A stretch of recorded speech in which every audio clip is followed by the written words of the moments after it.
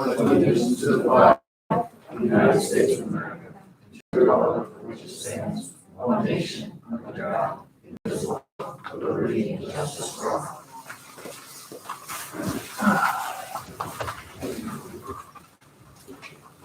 All right, welcome everyone. Before we start off here with the public comments, just a couple of reminders. We take the public comment period very seriously. We typically provide a public comment period at the beginning and at the end of each meeting. The public comment period will not exceed 30 minutes total, and each speaker will be limited to 3 minutes. If you would like to speak, please state your full name, the name of any organization that you represent, and the agenda item that you wish to comment on. Please be aware that by law, individual student information and specific personnel issues cannot be discussed in public session, including in public comment.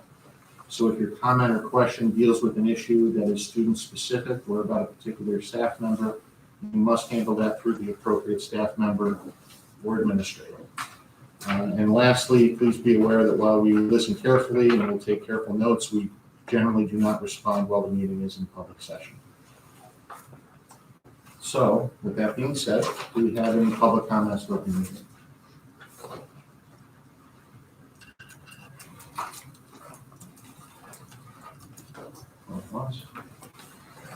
Yes, sir. Yes, hi. My name is Ulam Pitiri, and I don't know if he is there. My question is, what do you guys plan for sports? Because we see worldwide, kids are not attending, so we can see every day we're losing players, we're losing athletes. And what are you guys planning to bring all those kids back to do sports? So what are we planning to do with respect to sports to attract more kids to participate in sports? Okay. Yeah, so, well, let me ask you. Go ahead. Yes. Yeah, go ahead. No, I'm just asking if you want me to be standing. Oh. No, I don't, that's fine. So we talked about sports last year, right? When we were in the middle of the pandemic, and part of our discussions were about, we were nervous about kids participating in sports because they were such a long lapse of kids. Turns out we probably had, in our opinion, more kids go out for the springtime athletics than we've had before. Our numbers, though, at each level have always been decreasing over the years, even prior to COVID. Our population is shrinking, meaning we've gone from 1,800 13 years ago to down to 1,450, with just the number of kids graduating and incoming kindergarten being smaller. But we still offer the same amount of sports. We've got great participation in those sports. All the rosters are filled out and we haven't had to reduce any sports or cut any sports. So in that way, all the preparation for COVID for those sports have been successful thus far, where we haven't had any issues. So in regards to kids participating, we just actually had a conversation about youth sports, allowing our gyms and facilities being open this winter for the winter sports for our elementary kids. So we haven't seen a decline in the number of kids playing sports. I think we've actually had a lot of kids go out and participate. As a coach, yeah, I see this happening. So where do you coach? Well, I coach soccer, and not at the school. After the season, and we have a really hard time. And right now, I can tell you, we don't have 2 full teams for JV and varsity on soccer, boys and girls. So when you say we got a lot of kids, so where are they? We have seen a decline, as I said earlier, in the number of kids participating, but we fill the rosters out for JV varsity. The issue becomes we have not reduced sports. It's easy to reduce a sport, and then all of a sudden, let's say we got rid of soccer. I bet you have about all 20 of those kids come play football. Right. So our what we like to do is, listen, if a kid wants variety, right? So we've got cross country in the fall, we've got football in the fall, we've got soccer in the fall, we've got golf. We have a lot of things for kids to do. Our mantra has always been give kids the opportunities. If we want to reduce, we can get a lot more kids and rosters be more competitive. But the reality is kids really drive what we do. And some seasons, for example, football this year, we don't have a JV team. We have one varsity team made up of 9th through 12th graders. So we adjust to that. unless we get a population explosion, and I think that's very common with schools our size, is other schools are facing the same type of situation. It's a worldwide, because kids prefer to play in computer and stuff like this. So our mantra when we're coaching, I don't mind in losing any of my players for lacrosse or golf, and you guys offer a lot of sports. This is amazing, but I can't lose my kids for a couch. Yeah, So we usually bring kids, we go in their houses and ask for the parents to push them to back to play with us. So what the school are doing, because talking about the enforcing, we have a 1450, around 1,500 kids. How many kids are doing any kind of sports in enforcing? 10%, 20%, 30%? No, James can probably, you did this last year, right? We did it pre-COVID, the year pre-COVID, and we had close to, I want to say it was like 65% participation rate amongst our student body in just athletics alone. And that's then when we looked at students who were involved in co-curriculars, drama clubs, student council, National Honor Society, it even skyrocketed past that. And I know your question is specific about sports, but we have students involved in so many different aspects of everything. It's not just athletics. It's a lot of the co-curriculars. 3 years ago, I mean, not to put Ivy on the spot, but we had over 100 kids in drama club. Yes. And so we have. I understand and I respect that, but I'm more focused in sports. Because even like a drama club, it's an amazing program, but it's not a sport. It's not an acting. And sports, I think it's very important for kids, for development, for healthy and everything. So I know exception the COVID thing that's going on, it's still going on, but I want to know if you can put up a program to give like an incentive. The kids must be involved, get more excited to do sports. So I think if you look at youth sports in our school district, I want you to drive down on a Saturday to Schuyler Park. The largest youth program in our thing, specific to you, is soccer, right? And those kids go through 6th grade. Then they come to us for 7th and 8th grade, which are modified, JV and varsity. So whatever a feeder program is at the elementary level, I couldn't be happier than the number of kids that participate at that level. But they naturally cross-country dissipate and go into different sports, or they don't play. But that's not, our programs are in place. It's a kid's decision on whether or not they want to participate after the youth soccer program in 6th grade. I understand. The only thing that I want to make sure we don't lose them for couch, for do anything else. If you can put up some plan on place, that would be, because I understand. I've been coaching these kids since they was 5 years old. I see every time Schuyler Park, it's my backyard. Yep. So I see hundreds of kids playing soccer. Then when did they grow?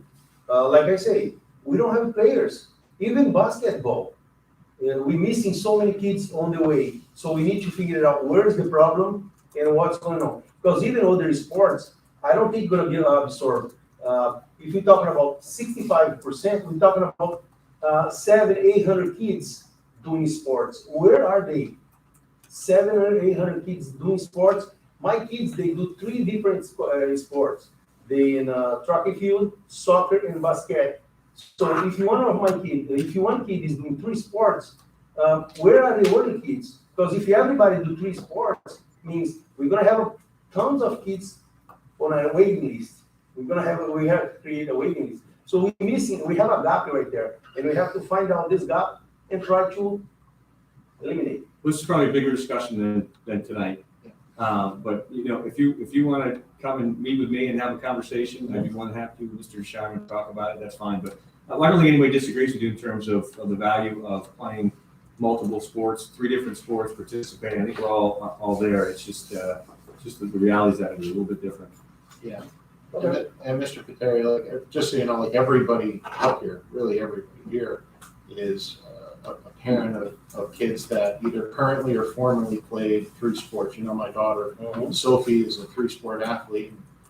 Jack was a 3-sport athlete. And, you know, the point that I always make to her, especially, I understand your point about soccer in particular with maybe a lack of subs, right? Because the roster size is relatively small.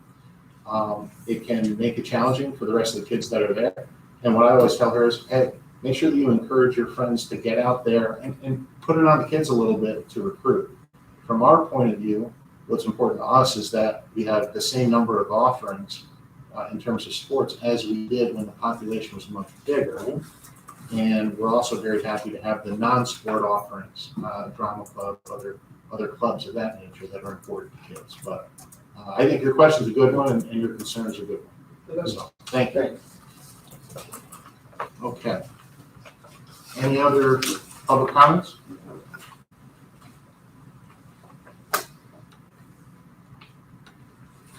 No?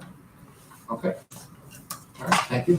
We'll move on to the SPA report.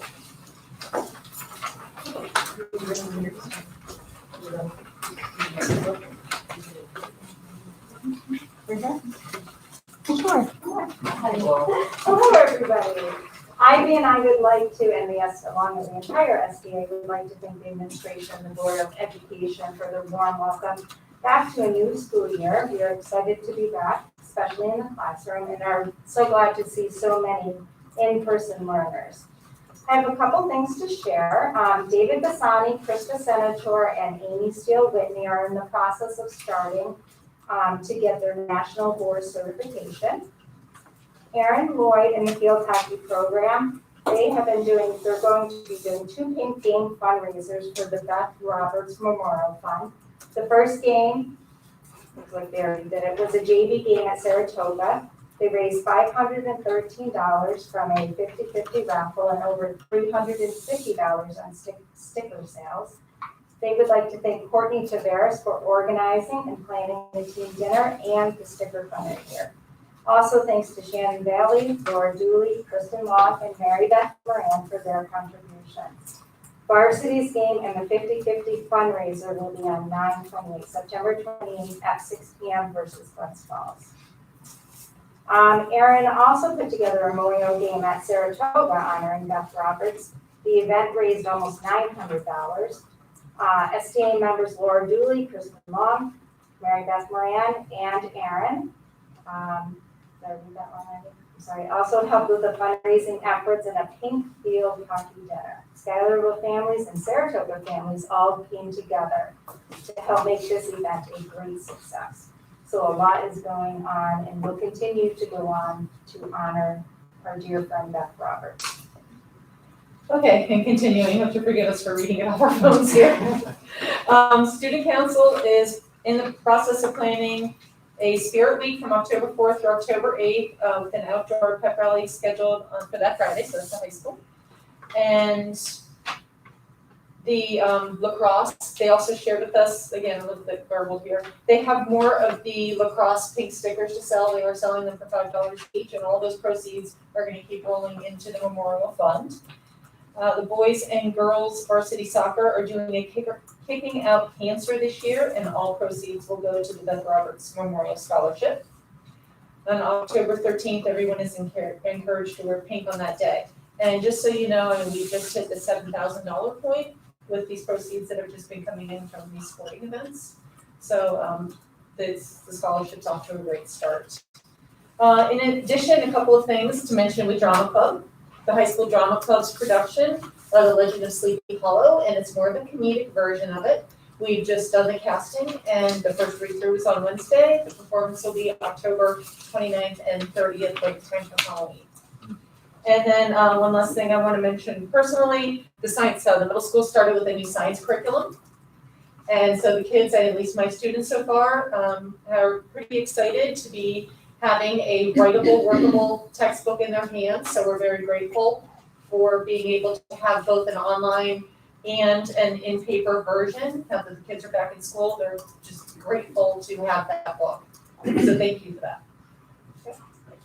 Thank you. Thank you. Amy. Was the field hockey game for Beth Roberts, was that one here? The first one was in Saratoga, the The next second one's one's gonna here? be here. Thank you. Thank you very much. Okay, so we'll move on to the board discussion, administrator updates. Okay, good evening. We'll start with the elementary school updates. The year has been off to a tremendous start. The teachers worked very, very hard to prepare their classrooms, get their students acclimated, everything ready for day one. It was really, really amazing to see. Custodians had the building in top-notch shape, and secretaries really did everything to make sure that all the behind-the-scenes work was really ready to go. We welcomed 17 new staff members, not necessarily new to the district, but new roles that are all huge enhancements to our elementary school. And we all know, hiring is probably one of the most important things we can do as a district. And we are really, really excited and pleased with all of our new faces. On Tuesday the 7th and Wednesday the 8th, we had professional development at our superintendent's conference days. We did a lot of curriculum work with teachers, opening meetings for our support staff, and really just supporting teachers and aides and monitors with various needs that they have based on feedback we've received from them. We had a phenomenal new student orientation that was held for students new to the district, a kindergarten in-person orientation where families were able to come into the kindergarten classrooms and meet their teacher and then go on a bus ride. So all those new students, which was really, really exciting to see. And then we had 1st through 5th grade students come in for a supply drop-off that again was an excellent turnout and went very, very well. It's just really great to see families back into the buildings. We also did on that day, we did science lab tours. So we finally have our new science lab up and running, which is really, really great to see. Stacy Parker spent days and days and days this summer really developing a curriculum for our K-5 teachers. And we created a schedule so that every day there's a period designated for each grade level. And the teachers are able to rotate through that time of day to access the science lab, which is really, really exciting. So a lot will be coming with that. We had a phenomenal, which I'm sure Katie will talk about, but a homecoming for Justin Decker. It was really, really great. We had all of our 1st, 4th, and 6th grade students out on the turf. Taryn did a tremendous job capturing the event. It really, really was great. It was wonderful and a wonderful turnout. We are having students for our special area classes at the elementary level. Students are back in the art room for art, back in the music room. For music, with the exception of 2 grade levels, because we're sharing a space, so kindergarten and 2nd grade are still in the classroom, but the others are in the music room. And we have library back in the library as well. So again, getting those students back in those designated areas is really, really wonderful. And then our new playgrounds, it's amazing. I mean, many of the kids say, when we say what's your favorite part of your day, 90% of the time we hear the new playground. They absolutely love it, and to see them out there smiling, laughing, having fun, really developing those skills of being able to socialize again when so many haven't for a really long time. It's been really great. And we're just in the process of preparing for our in-person open house, which we hope to maintain that in-person ability. We have staggered the event not only by grade level, but by alphabet, so that we are only at 50% capacity in each classroom at any given time. So we're not allowing students to come, and 1 or 2 parents per student, again, so we can capture that in-person event as much as possible for our students. We are also planning for Fire Prevention Day again on October 8th. That's during Fire Prevention Week, where we have 5 to 7 of the local fire departments coming to do a simulation fire drill and then really experience the fire department for the students, which is great. So a lot of really exciting things that we're excited about at the elementary level. And I'd say the highlight, I would say for middle school was definitely the Justin Decker return. It was incredible just to see Bradley's response and the excitement of the kids. And of course, on the heels of 9/11, I thought the timing couldn't have been better. So at middle school, it's been incredible having all the kids back 5 days a week. You can finally feel the building vibrating again, but it's been great. We had a 6th grade student parent open house, and we did a different format this year. We basically divided them up, split them alphabetically, so parents could come in with their students, and they went to their 6th period class, and then the teachers rotated through so they could get a sense of the different courses and the different programs. And that was well attended. I would say it was almost at 100%. of the parents, students and parents come in. It's the Tuesday night, it's the night before school. So it really allows our sixth graders a chance to meet the teachers, put names to faces, find their locker, know where they're going first period. And it was a very, very successful event. And I, once again, just really happy to be able to have those parents come in there, because I know as a parent, the most important thing for you is being able to set eyes on where your child is. It's important when your kids go to school, it's important when they go off to college, and it's important when they're adults and they move out. You need that visual, and I think that's really, really important for our parents and our community. 7th and 8th grade parent open house, we did that a little differently this year. We divided, usually we do it together in one night. We had an hour this time for 7th grade and an hour for 8th grade. That was just a parent open house. So what we did is we allowed them to go into the middle school gym. We presented, we had the teachers present, and then we created a scavenger hunt for the families, because as you know, our new wing opened up last year and many of our parents haven't even had the opportunity to see the new classrooms. So we did a really fun scavenger hunt where the parents were divided up into 3 groups, and they worked together as groups to go and find different locations in the middle school. And then they actually turned in a ticket, and then their child could win a prize the next day. So it was a way to encourage parents to attend, as well as make it a little bit interactive and fun. And parents were only there for, and that scavenger hunt was optional. So the program for each parent lasted anywhere from 40 minutes to an hour, which with everyone's schedule is perfect. So that was a great event. We had our first Friday activity, which was an overwhelming success. Basically, what we wanted to do was encourage our kids to get back involved and get connected to the school and connected to one another, and really have that positive school spirit come back alive in the middle school. So we did a variety of different things. We had 3 large group presentations. We talked about DASA, Dignity Our Fall Students Act. We talked about National Junior Honor Society, mental health supports. So kids attended 3 large events, and then they got to choose 5 clubs or activities that they were interested in learning about. So they learned about athletics, and they learned about co-curriculars.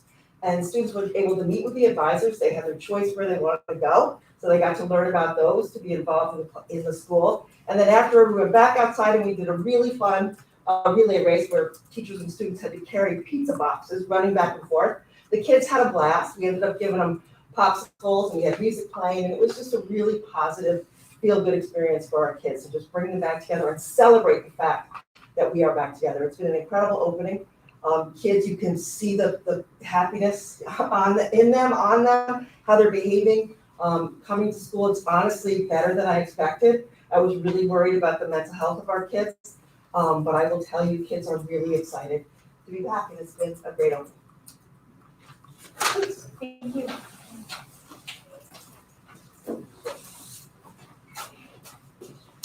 Good evening, everybody. And for the high school opening, so we started the second to last week in August with our freshman transition program, where we knew that coming out of 8th grade, there was never that connection really made with our new incoming freshmen based off of the rotation that we were on last year and then how many students at any given time were remote.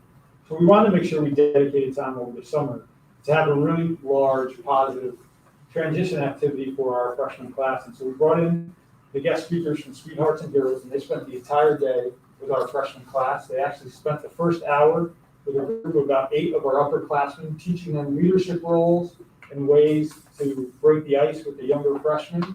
And then they did a presentation to our freshman class that lasted a little over an hour and a half, talking about respect, talking about being a person who can be a leader in any light. And then they took our freshman class and our upperclassmen and took them out on the turf field and led them in different activities. And it was really nice to watch our upperclassmen lead our younger students in a bunch of different activities that promoted them talking about themselves, sharing information about themselves, and starting to make connections between our freshman class with each other, but then to some of our upperclassmen. The day ended with us being able to give our freshmen their Chromebooks and then getting tours of our building. So a week or 2 before school started, we were able to have over 100 freshmen in our building, get to spend the entire day. We fed them, they were outside, they got to enjoy each other, and they really got to experience the building in an empty way and get comfortable with our layout. And then comes our first day of school, where we welcomed back 492 students back into the building, which was an amazing feeling. The energy level in the hallways throughout the entire time that we've been back in the building has been fantastic. nothing beats having every student and staff member back into our building engaged in our learning process and engaged in our culture.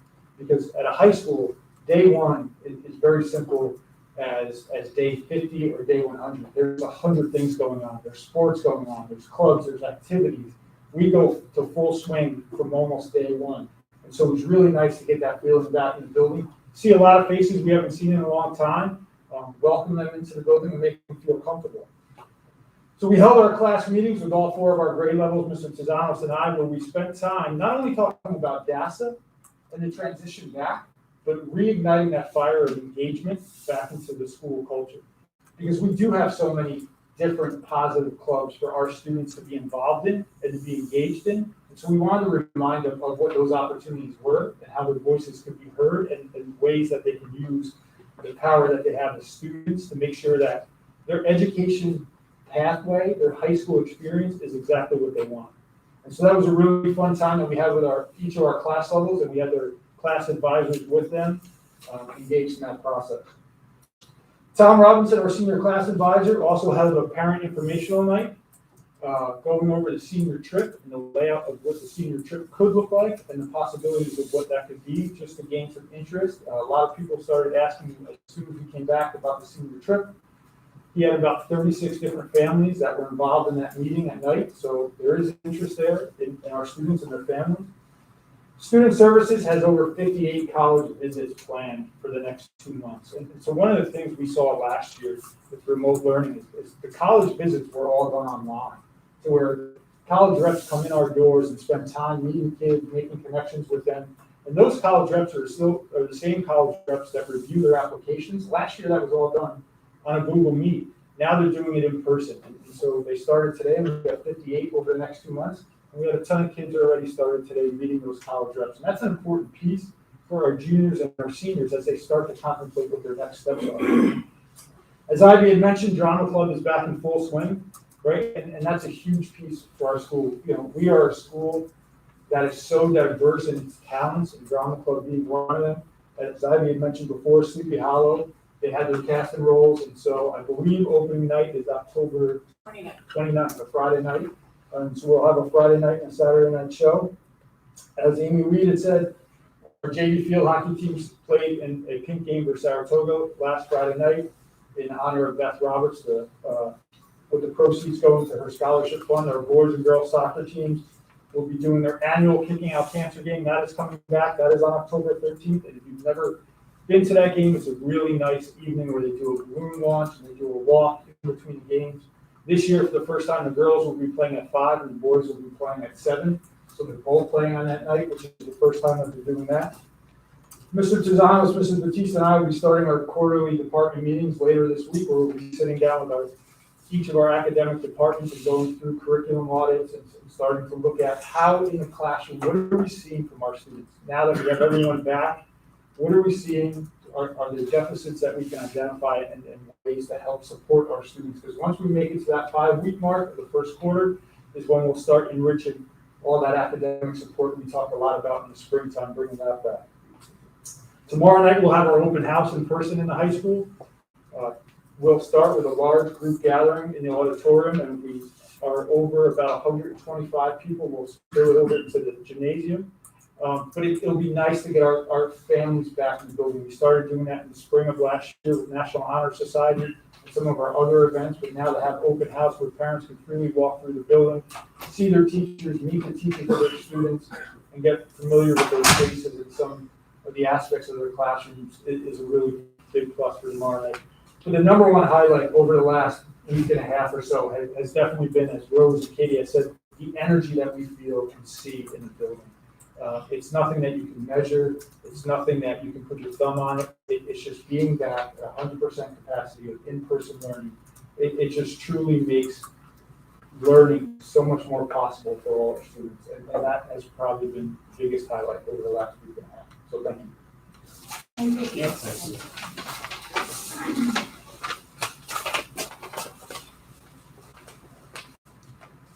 All right, good evening, everyone. I'm going to talk a little bit about 2 items from the curriculum instruction side of the house. First being diversity, equity, and inclusion. So as many of you know, NYSED and the Board of Regents has launched an initiative around this idea of advancing diversity, equity, and inclusion in school districts across the state.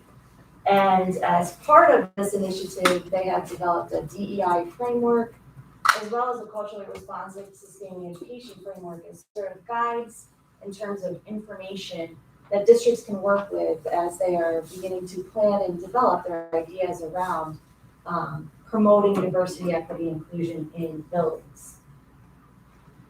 So at Schuylerville, we've been working really hard thinking about our initial steps in terms of this important work for our students and our community within the school.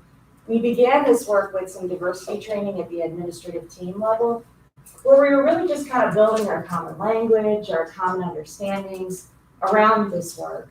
And then we're going to move into talking with staff a little bit about the statewide framework, the documents that they've come up with, the information that they've put out for districts to think about and work with, so everybody's on sort of the same page of how this initiative started and what are really the details related to its framework. We did start talking about and are currently working with our monthly diversity celebrations and awareness building in each of our buildings. As part of that work, we've worked to develop some shared resources and information for staff to use in their classrooms flexibly with their students that are related to each of the monthly topics or celebrations that we've put together. And then finally, as part of our initial steps with this work, we're going to take a look at the various texts that we use, not only in our classrooms, but in our libraries. I worked with our librarians who are excellent resources in terms of pulling books and using our online resources to enhance the types of texts and materials that we can use in our classrooms and that students can read and become involved with within each of their buildings. So that's sort of the initial steps for our work. This month we're celebrating National Hispanic Heritage Month. It began September 15th. We did communicate with families in regards to this work and how we're rolling this out. And it's really just to commemorate and to build awareness and knowledge of those communities that sort of influenced and contributed to our society at large. And so our teachers have access to several shared resources, including books and websites and videos, and various things they can use flexibly in their classrooms with their students. Additionally, we have lots of images and information and facts and history to share on our TVs, as well as in our displays outside of our libraries, within our hallways, as well as within our libraries, so that students can access this type of information as well as they learn about different cultures and heritages.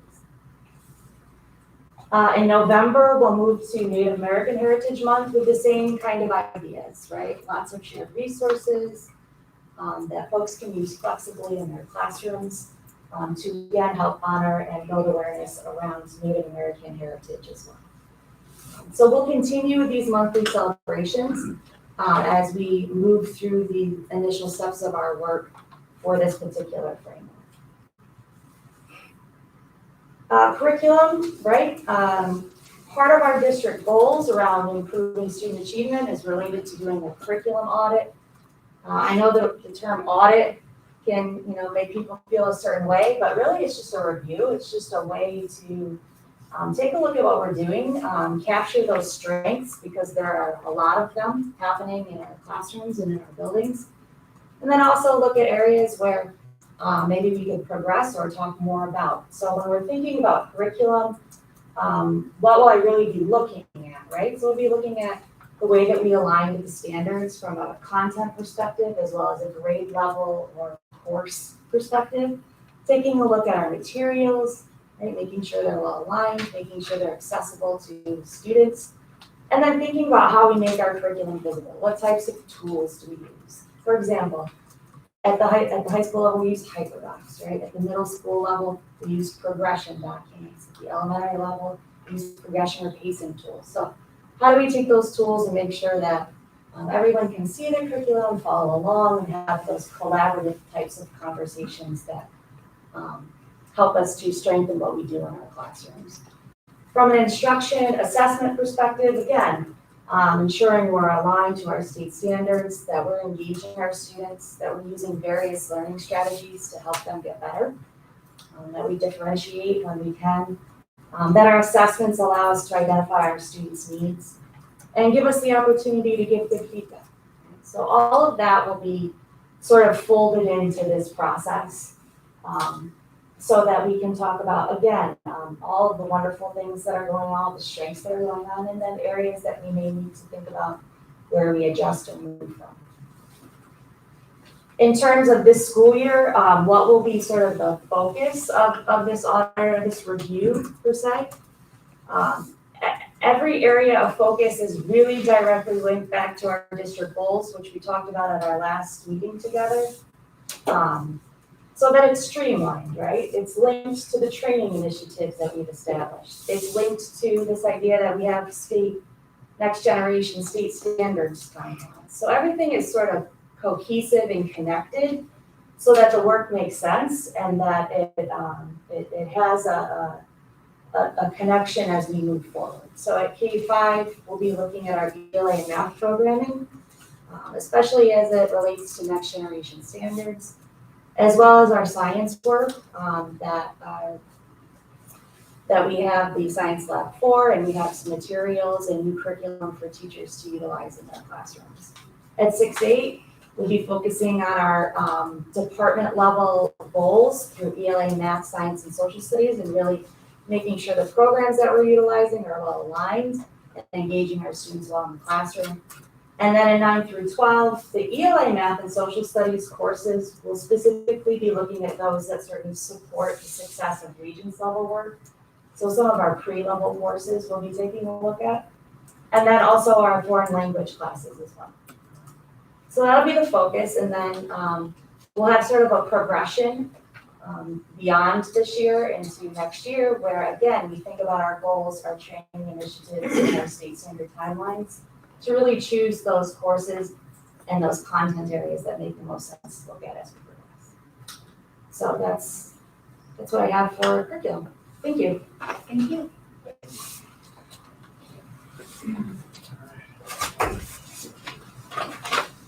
Any questions for you? Okay, so we'll move on to board action consent items. 5.1, motion to approve the consent 5.2 through 5.5 items as presented. Second. All those in favor? Aye. Opposed? Motion is carried. Board action 6.1, excuse me, motion to accept the following letter of resignations. Quentin Chickalella, monitor effective August 18th, 2021. Frank Parisi, bus driver, effective August 30th, 2021. Julianne Torres, modified volleyball coach, effective August 31st, 2021. And Nancy Spodnik, monitor, effective September 2nd, 2021. Second. All those in favor? Aye. Aye. Opposed? Motion is carried. 6.2, motion to approve the following resolution. Be it resolved that upon recommendation of the superintendent of schools, the board hereby appoints Candace Katie as an administrative school aide in the competitive class of the civil service to serve a 52-week probationary period commencing September 3rd, 2021, at a prorated salary of $38,608. 36,000, I'm sorry. $36,608. Well, I mean, you know, she's doing so well. Second. All those in favor? Aye. Opposed? Motion is carried. 6.3. All right, motion to accept the following resolution. Be it resolved that upon the recommendation of the superintendent of schools, the board hereby appoints the following in the non-competitive class of the civil service.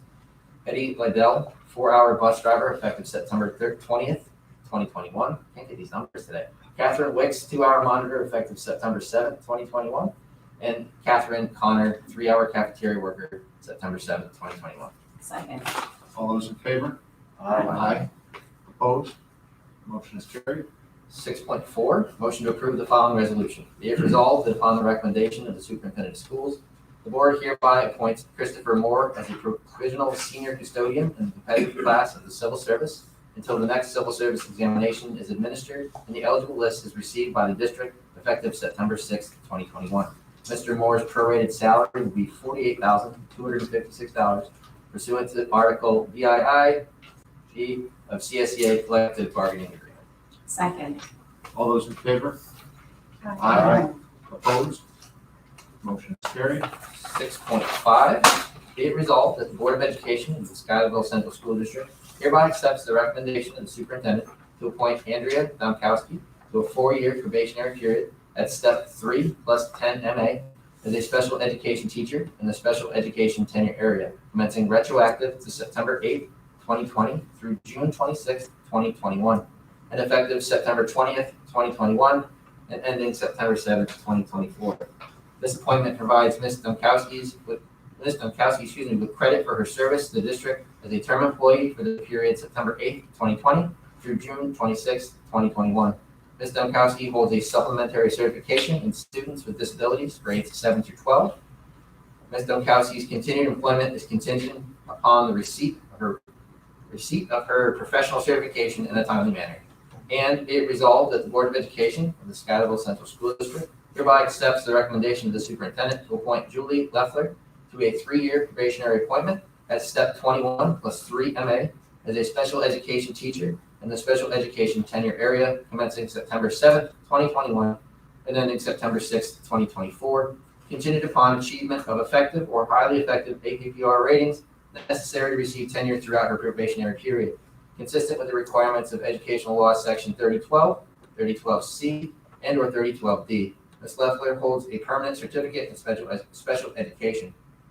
And be it resolved that the Board of Education of the Schuylerville Central School District hereby accepts the recommendation of the superintendent to appoint Fiona Scales to a 3-year probationary appointment at step 4 MA as a music teacher in the music tenure area, commencing September 7th, 2021, and ending September 6th, 2024, contingent upon achievement of effective or highly effective APPR ratings necessary to receive tenure throughout her probationary period, consistent with the requirements of the Education Law Sections 3012, 3012C, and or 3012D. The scale holds a professional certificate in music.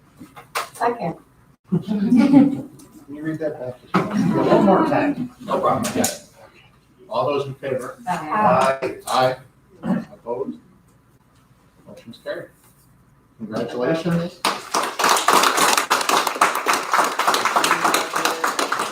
Congratulations. Okay, 6.6. We should give you a round of applause. Ah, Very long. I wanted to give you credit for that. That was well done. That was strong. Thank you. I practice a lot, once a month. You've been holding your breath on that. I did that shift. Good work. I like that thought. 6.6. That's good. See, here we go. Motion to appoint 6 teaching period assignments for the 2021-2022 school year below. Andrew Domkowski, Aaron Lloyd, prep stipend, Julie Leffler, Jennifer Penner. Second. All those in favor? Aye. Opposed? Motion is carried. 6.7, motion to appoint Fiona Scales as elementary band advisor. The officer Zach Werner as modified volleyball coach for the 2021-2022 school year. Second. All those in favor? Aye. Opposed? Motion is carried. 6.8, motion to approve 9 credits to Mary Elizabeth Foote for the courses taken effective September 7th, 2021. Second. All those in favor? Opposed? Motion is carried. And 6.9, motion to appoint Erin Scambolari as the licensed clinical social worker, LCSW, for a maximum term of 1 year, effective July 1st, 2021 to June 30th, 2022. This is a term appointment. It is not a probationary appointment. It is specifically acknowledged that Ms. Scambolari has agreed to waive any rights she may have to a civil service probationary appointment in consideration for a permanent status, as evidenced by a writing signed by both parties. Ms. Scambolari will be responsible for the Schuylerville Teachers Association, or will be a member, of this, not responsible, but a member of the Schuylerville Teachers Association and will receive salary and benefits as outlined in the STA contract at step 6 MA. Second. All those in favor? Aye. Opposed? Motion is carried. And if I said her name wrong, sorry, I said it 3 times. Actually, you said it right. I did? Yeah. Okay. So we don't have anything left for Mr. John legal review. But are there any additional public comments? So we have an additional public comments here for anyone. Yes, ma'am. Hi. Yes. Hi, Suzanne. I have a short statement and then I have two short questions. First, I want to express my appreciation and thanks and for the endurance and the hard work over the past year by all of our teachers. It was difficult for both teachers and students, and it hasn't gone unnoticed. Thank you. I also want to thank you for accomplishing full in-time person learning. And also I wanted to recognize you for recognizing Justin Decker. I thought that was incredible. I cried. My statement has to do with the new diversity, equity, and all that. Okay, so I just ask if you just hear me out. I'm just expressing, okay, not regarded towards anybody. Diversity is that all citizens, regardless of race, religion, ethnicity, gender, sexual orientation, or anything else, will be afforded equal opportunities. Real diversity means treating people with dignity and respect, regardless. Here's the problem. As human beings, we're all different. We will always be different. We all have different talents and abilities, different desires and passions, different characteristics. Why just limit to things listed? What about fat people versus skinny people? What about Christian versus Jew? What about tall versus short, right, left-handed versus left-handed? What about Irish, Germans, Russian, Swiss, or Jewish heritage? Realistically, there is no end to the things that can differentiate us. But I noticed the focus encompasses on populations that are deemed as marginalized and underrepresented: Hispanic, Black, Asian, Pacific, Native American. Essentially, these choices are discriminatory and attempt to elevate one population over the other. Exploring cultures is a good thing, but it should be done with a broad inclusivity. This, however, is tribalism, destructive, and divisive. Inclusion. Inclusion outcomes are met when our institutions and our programs are truly inviting to all. To the degree to which diverse individuals are able to participate fully in the decision-making process and development of opportunities within an organization or group. So who are the diverse individuals able to participate? Inclusiveness allows everyone in the community to have a meaningful opportunity to participate in the decision-making process, regardless of color. Do you really think everyone should contribute to the decision-making process? Should students be able to make the decision on how a class is run? They're free to provide feedback and be heard out, but it doesn't mean you're going to adopt their suggestions. If you want a company, it's important to listen to your employees. At the same time, should all the employees have a say on every issue? Is everyone included? Are Christians included? Can we teach creation alongside with evolution? Equity is the theory that government or institutions are responsible for ensuring every group has the same outcome. Institutional racism is the dubious theory that if various racial groups don't achieve the same outcome, racism must be the reason. Human beings have liberty. We have free will where we make our own choices. We are all different. We have different talents, abilities, desires, and outcomes, different circumstances and ways of thinking. Therefore, on the idea of equitable outcomes is an insane notion, in my opinion. Some individuals will choose to make good life choices. Some students will make good decisions, and others won't. Why should those who made the choice not to study have the same equitable outcome as those who did study? What about income? Should you have to give part of your salary to someone who earns less?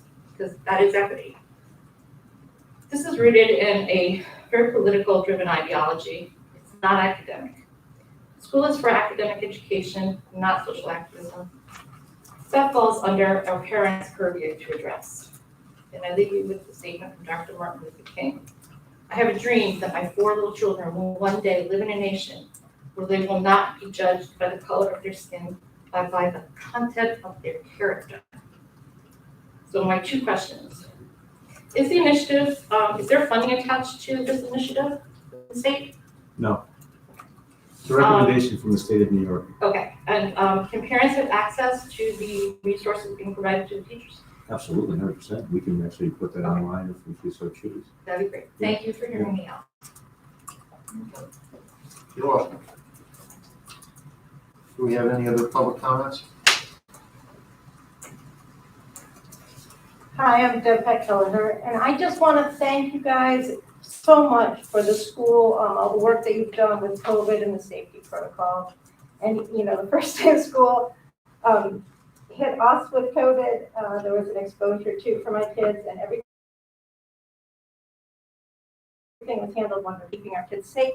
I want to thank the staff and the nurses and especially Greg. I think you guys have done an amazing job, so thank you for that.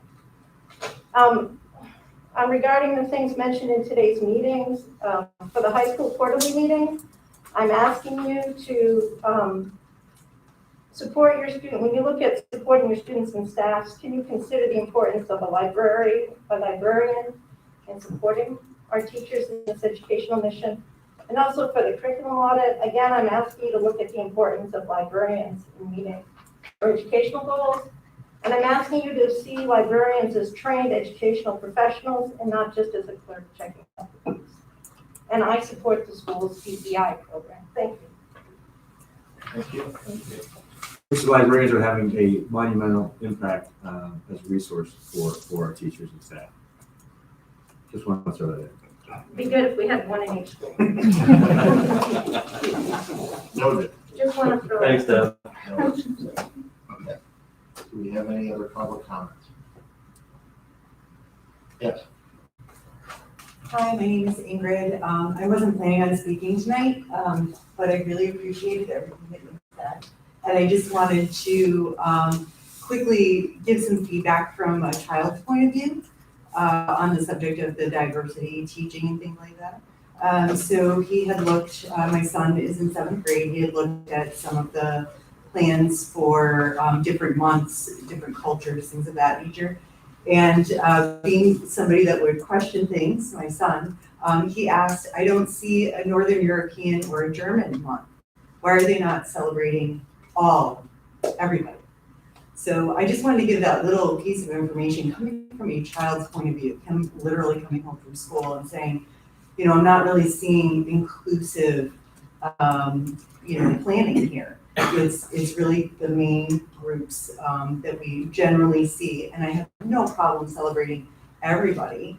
But I do feel like by including these celebrations, you're actually excluding a large amount of children and families and cultures that should be celebrated if we're going to celebrate. Do it all. That's all. Thank you. Okay. I have a suggestion. Okay. When I was in school, we had Culture Week every year. They would turn the gym into a cultural center. And they would have all various nations and cultural ethnicities there, substance food, clothing, architecture, favorite people from those regions. And we'd go around to them and we'd have get dressed up in, that kind of attire and stuff like that. And that was very inclusive, and it taught them just the variety, overwhelming differences in cultures. Thank you. Any other public comments? Okay, we have a motion to adjourn. Let's do it. Second. All those in favor? Aye. Opposed? All right, meeting is adjourned. Thank you, everyone.